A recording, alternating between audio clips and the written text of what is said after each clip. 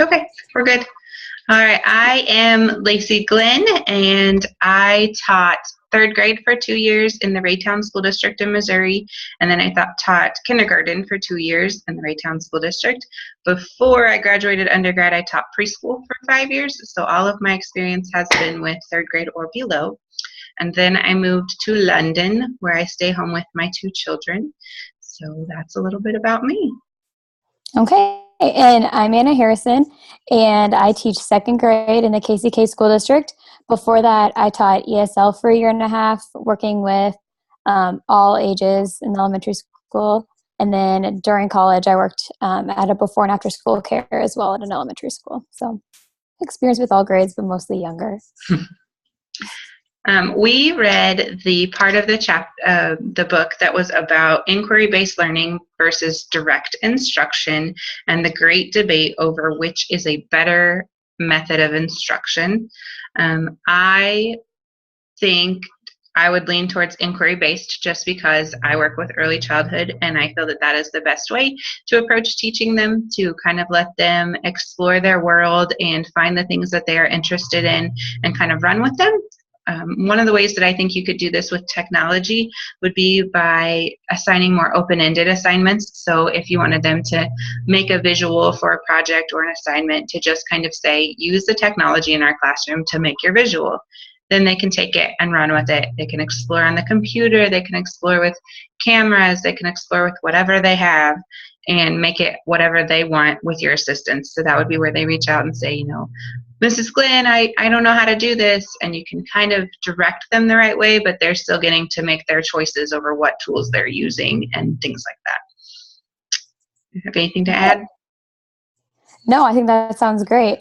The only thing would add is for direct instruction, I feel like it's used mostly in the beginning to introduce a lesson or a concept, so that way they get a foundation for how they're going to use it in the future. And then that's a great way to use inquiry-based afterwards to kind of reiterate what they know. And then for direct instruction, I think it's great that it's a method that you use with the earlier students more often. And then as you get older, like they use it a lot more. Let's see. So they have like specific learning targets and objectives, which makes it easier for teachers to write assessments and based on like the validity and reliability and all of that kind of stuff. So it helps out the teacher as well. And it makes students not have to figure out where the important information is in a lesson, because it's all right up front for you. So they don't kind of have to shuffle through, okay, is this the important part or is this the important part? So that's one of the benefits of direct instruction. I also think that trying to get back to technology, like typewriting could be, because you have to figure out how to type before you can use a computer for all these other things. And then tying it back to curriculum would be like math facts. You have to know those before you can go on and use them later on in your math career. And then also another thing that we use a lot is I have some ESL kiddos that don't even know their letters yet, and they're second graders. So just kind of getting them to learn their letters has to be pretty much direct instruction. And then you can kind of, once they learn them, then they can have activities with inquiry-based and kind of to reiterate what they were doing. Yeah, I think you have some really good points, because like if I think about my kindergartners, I had to spend a lot of time on direct instruction and just teaching them how to turn the computer on, how to log into the computer, think about that. how to click on things. So I really think that in the classroom of any age that both have their place.